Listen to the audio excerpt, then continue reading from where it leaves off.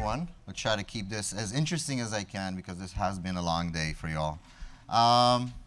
With all the introduction, I think the best way to look at the last 15 years of my work is I disrupt companies from within. I always look at every role that I do and what's missing, what this company should do, and I try, not always succeed, in building something new. So in every company that I've worked with, and that's why I've moved out of some of them very quickly, it's very difficult to do innovation within a company. It's almost impossible. There are specific roles and specific points of time where you have the opportunity to do that. It's not trivial, and I'm happy to say that that's at least one thing that made sense in my career because the rest of it didn't really make sense. But let me share with you a little bit of what we did here at Google. And before I start, just an old habit of mine, when somebody's not asking me a question after a maximum of 4 to 5 slides, I feel like I'm boring and I'm not, speaking to the point. So please, just for politeness, disrupt me as much as you can. As I said, disruptness is good. The Launchpad program at Google. So we are developer relations from origins, and every company has a developer relations team. Usually the main goal for every developer relations team is to train people on what are the best ways to use and develop on that company's specific products. We've had that in Microsoft, and you probably see that in every other company.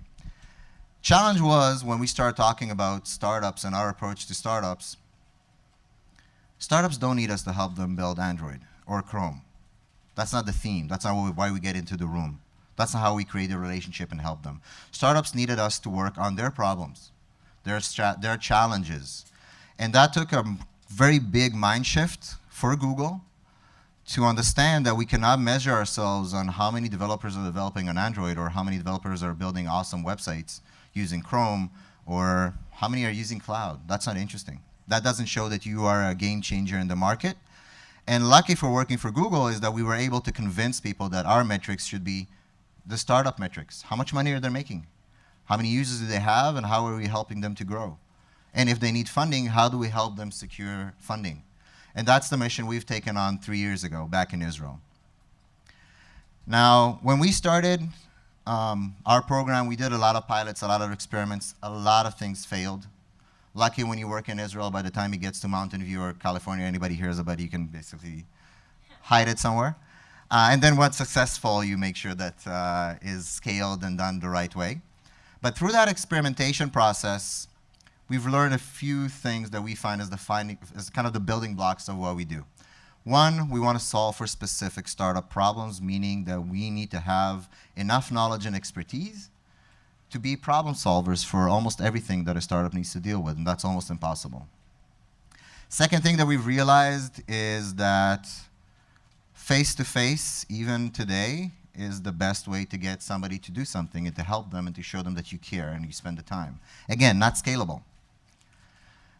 So taking those two into account, we build the third building block of there will always be more people out there smarter than us, more experienced than us to work with, and through them we can actually scale and do what we do. And that's why we took the approach of building a mentor ecosystem around the world. To date, we have 1,500 mentors working with us. Ever since we started Accelerator here in Silicon Valley, we've managed to get people from Airbnb, from Uber, from Pinterest, from Intel, any company that you can think of. And to be honest, it's an amazing experience that we actually learn more than the startups we work with. Because when you get all these smart people into a room, and the basic DNA of our mentors is that they acknowledge that they don't know, it's an awesome opportunity. So basically, we go through, I had 4 university degrees, they're so irrelevant.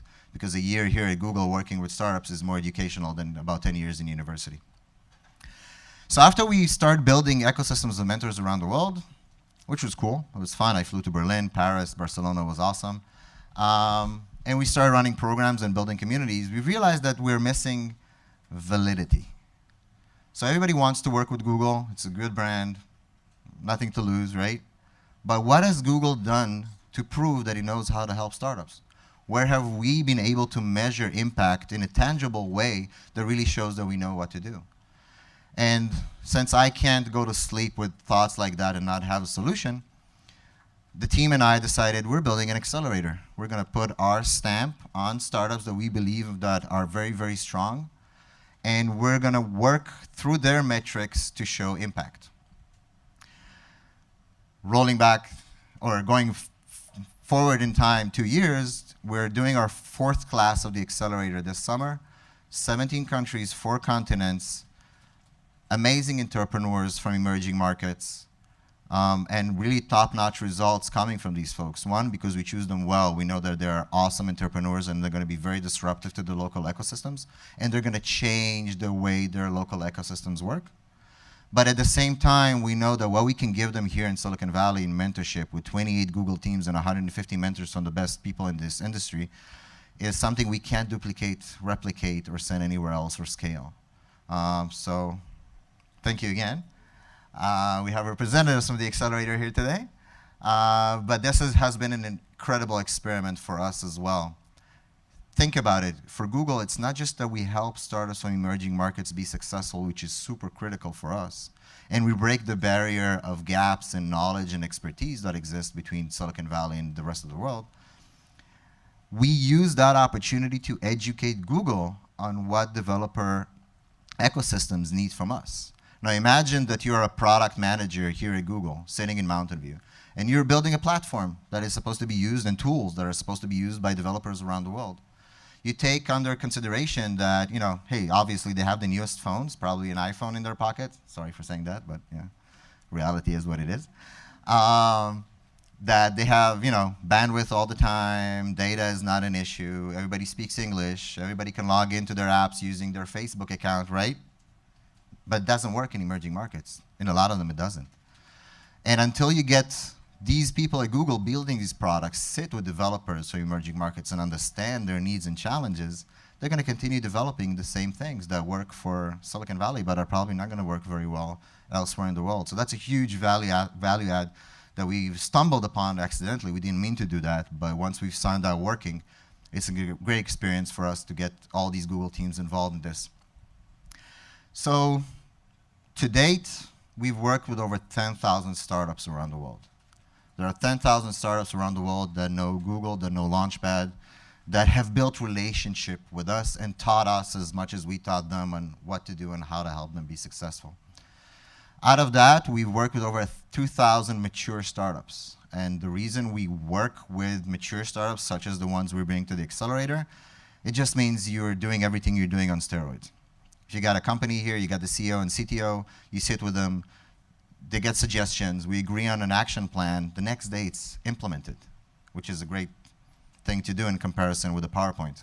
So that's why we kind of do the mix, but always try to find where's the lesson to be taught for the ecosystem. Where's something we can ship to all our mentors around the world and share from that experience so they can build their local communities and help them be better.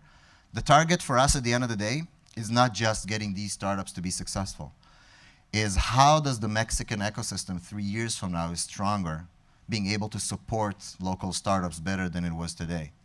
How do we get the Indonesian ecosystem to have better mentors and better professionals that have access to the knowledge from Silicon Valley and elsewhere in the world, and that can train and teach others? And that's why the program, we look at 4 pillars of focus for us. One, obviously, startup success. If you haven't proven that you can make startups or help startups be successful, what are we here for? Second thing that we look at is training mentors. And every time we run Accelerator here, we fly in mentors from over 22 countries around the world to come and learn, teach us and learn with us, so they go back and build kind of a mentor-to-mentor kind of program. The third thing we look at is investors. We're in Silicon Valley. It's very easy to get funding here, or easier. And you got a lot of smart folks out there knowing how to find the right opportunity and really help you. Because investment today is not just giving the money, it's helping you build a company, and a lot of investors here understand that. When you go to the other side of the world, it's not the same. And finding intelligent investors is a conflict by definition, but it's also a conflict by finding that on the ground. And we try to find those within that community that are more successful, that are smarter, that are open to learn and improve, and we try to help them be even better.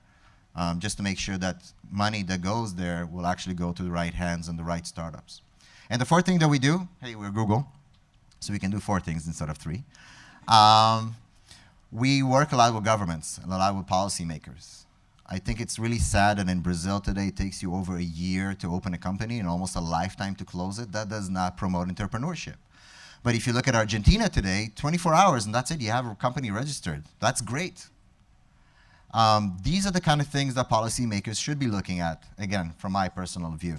When you hear governments building funds and doing investments in startups, then, you know, somebody's getting too many taxes because they're spending the money the wrong way. So our aim is also to help policymakers build the right ecosystem. Now, that was the short intro, sorry it was a bit long, about what we do and kind of a little bit of the thinking that we do behind it. And this is slide number 4. So somebody should raise their hands pretty soon. Yes, thank you.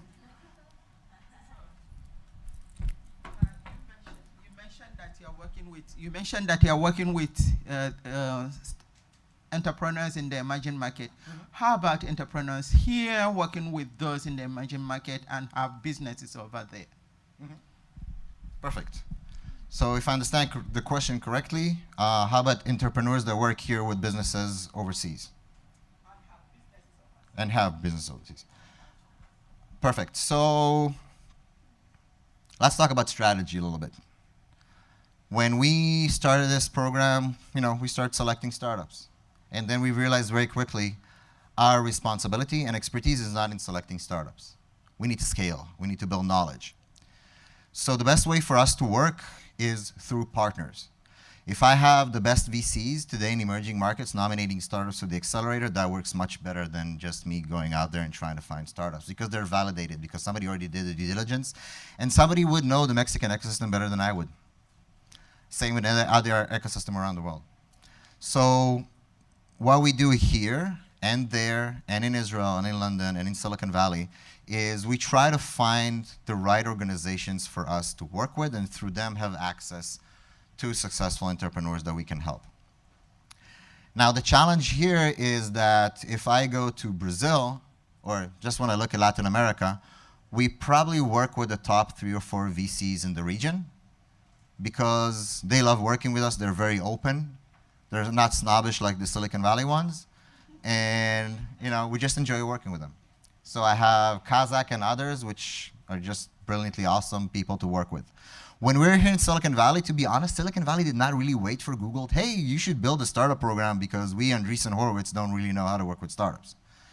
So here, our strategy is a little bit different. Here we're looking for the newbies and the ones who have a bigger mission than just throwing their hooks into the same, you know, pond that is about, sorry, I'm Israeli, so about 5-kilometer radius. I hate the mileage and all that stuff. I never get along with it. Everybody asks me, how many square feet is this space? I don't know, it has 4 sides. So that's kind of how we try to do. We try to find partners here like GSV Labs, for instance, or others that are willing to invest and work with startups from around the world and bring them here rather than the ones who work in the same Stanford/San Francisco radius of startups. So that's kind of how we do what we do. Let me share with you a little bit of insight into what we've seen from the startups that we work with, kind of the lessons learned and tricks. But then again, the same rule applies. After 4 slides, please ask me a question. You can ask after 2 slides as well. Oh, so one of my favorite mistakes with startups. I know my market. I know my users. Usually when you have an idea for a startup, you're solving for a problem, right? Everybody taught us, have a good problem to solve for. And then if you go into the Y Combinator style interviews, tell me about the problem and why is it important and why you think your solution is good. That's awesome for the PowerPoint. But a second after we move from that PowerPoint, that's irrelevant because our theories and hypotheses don't count anymore. Now we need to show with legs that somebody believes that this will solve something and will provide the value. So always remember that what you think and hypothesize about your solution is great for the PowerPoint. It's useless the second later. And I've learned that the hard way, yes? Sorry, a long day and a long week. I've learned that the hard way in Google and in the program. We thought we know what startups need, and we say, hey, let's build a program that's scalable with the same model for everywhere, and let's run with it. What happened is the mentors keep coming back to us in startups and says, yeah, but I have different needs. I have different challenges that I'm solving for. How are you fixing for that? So now what we're trying to do is every class of the Accelerator is totally different from the one before. You know, I'm totally appreciative to the startups who went through the first classes because they taught us how to be much better for the next classes, and we're just improving the whole time. We take under assumption that we don't know anything. We're always radically open, and my team hates me for that, I know, but we're open to change everything and drop everything at every given moment. And until you're in that mindset, don't start a startup, don't build a company. You should be able to drop something, even if it's painful. You should be able to drop an idea or a direction, because sometimes the data and facts and your users will tell you you should go somewhere else, and you have to be smart to pivot. Otherwise, somebody around the corner is going to pivot instead of you and take your market. Second mistake, and I'm going to use a very old folks example. This is Jacob's, by the way. It's not mine, but he's older than me. But still, this is an old person joke. Do you know what that is? Awesome. So the story is like this. Sonny wanted to know which colors they should produce. Sorry? You needed the slide before? Okay, second mistake is talking to them, not seeing them actually use the product. So a lot of the time we talk to our users, right? What do you want? What do you think would be an awesome feature in my product? So the story for Sony is that they wanted to know which colors they should produce their Walkmans. Yeah, I remember that name for that. And what they did is they put people into a room and they asked each one just to write which colors, like what's your first, second, and third priority for a color for a Walkman. And you had pink and purple and red and blue and everything you wanted. And then on the way out, they left boxes with Walkmans in different colors and told them, hey, take whichever you want home, and everybody took the black. So that was a great way to know what your user really, really wants. Now, there are many solutions out there, many interesting companies that do that. They sit on your app, they sit on your tool, and they record what your user does, what mistakes they're making, where are they stuck, where do they use most of your product, what are the features that they use the most. That data is priceless. And whenever we build what we build, we need to solve for it. If that's an online tool for my app, or just get a controlled group, have them play, not tell them anything, not explain anything, and run an experiment. Let's see what they use the most, which are the features they like the most. That's how you learn. I highly recommend, I don't know if you have that online somewhere, I'm sure you do. I heard the founder of Waze once give a talk about the road they took in their product and how many features they worked so many hours to build which nobody used or nobody needed, and how much feedback they got from the users by actually watching them use the app. And that's an awesome way of learning for real what's relevant and what not. But we have to remember that observation is scary. When you do an uncontrolled research, you don't control the results. You can't assume that they're going to come back to you with the answers you want. So be open for real. And that relates to point number 2, to drop something, to change, to pivot. You don't know what your users want. Now you're hearing it from them. I've seen so many entrepreneurs that were arguing with users, with mentors, and convincing them why their hypothesis is right. It's not relevant anymore. Come on, you have somebody here from the outside telling you you're wrong. Maybe one person is not enough. Maybe you need 10. Maybe you need 1,000. Maybe you need 10,000 users. It doesn't matter. But if somebody takes the time to give you feedback, there is a reason for that feedback. So don't convince them that you're right, although we love convincing people that we're right. Third common mistake is, I'm the user, right? I knew the problem. I mean, I love the story about Airbnb. I need to know what to do with my couch in my living room. I decided to rent it in, and then I turned into Airbnb. That's great for a story. But you're not the users. You stop being the users the second you decided you're building a company. From that second, anything you think, say, doesn't count anymore. It's only the users. They're the only people who matter. I've learned that with 4 daughters at home. I am not the user of the home. I'm the facilitator. But same applies for your company. Fourth mistake, let's get as many users as we can, right? Let's take all the money we just got from investors, spend that on marketing, get more people on the platform. But what we forget is that normal houses, and I use that often, have a back door. And when you look at the back door, you need to see how many users are leaving. That's why we care a lot when we examine companies coming into the accelerator. We care much more about the retention than the number of users or growth.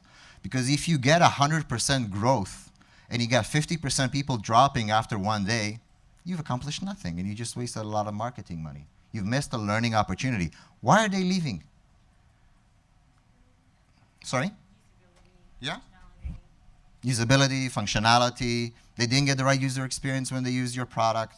One of the things that we got as a warning, bless you, one of the things that we got as a warning when we built Accelerator, I remember our VP asking us, how are you selecting the startups? And obviously we had a long answer for that. But the biggest fear when we entered emerging markets is that you have a lot of buzz companies. They're the coolest ones. Why? They did a lot of marketing, or Y Combinator took an interest in them. And that already turns their user acquisition to a totally different story. But we say, no, we care about retention. Retention is God. And that's how we examine startups. And it's very, very critical for you to use that as a metrics, a critical metrics for you as well. Fifth mistake is the user's emotions. And here I'll be non-googly again and tell you about my experience when I go into an Apple store.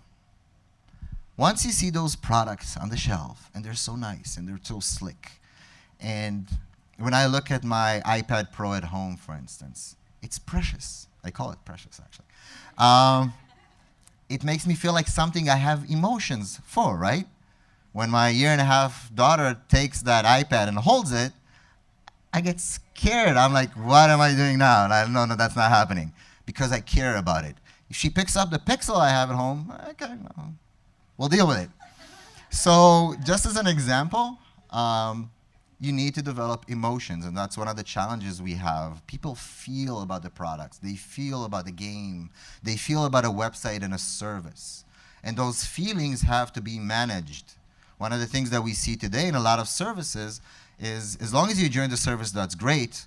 Once that service is not fulfilled the way you wanted, now I have a feeling management issue here with my customer. Some companies like Amazon are probably the best in the world to do that. Some other companies that we get services here in Silicon Valley are not very good at, and that's why you'll see people dropping off and on from other services, and everybody wants to stay with Amazon for home deliveries. Yes, thank you. Right on time. That was slide number 8.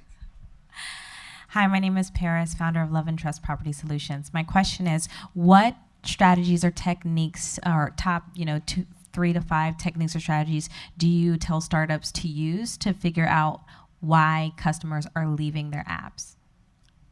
Or Perfect. So once they left, you already lost the game. But some of the tools that people do is have the product manager personally reach out to some of these. And it can be a generic email, but once it's, hey, I'm Tom, I'm the product manager, or hey, I'm Sarah, I'm the product manager in this company, it means a lot to the user. Some users would actually provide you, bless you, some users would actually provide you with feedback. Second thing is, if you were smart enough in advance to examine user experience, for instance, use some of these online tools that you can use to see, hey, what happened with the app? And then look at those who dropped off and see what was their behavior when they were using the app. You will identify areas where they got stuck or not interesting, the trends exactly. So I think those are probably the two. Another very good tool to use, sorry for saying this, is your competitors. What's the hype about them? What do people say about them? And if you've built in advance a feedback mechanism with your users where they can provide you feedback, you're going to have them tell you what's wrong before they drop off. Because you built a relationship with your users. As long as you just treat your users as millions of people coming on and I don't care who they are.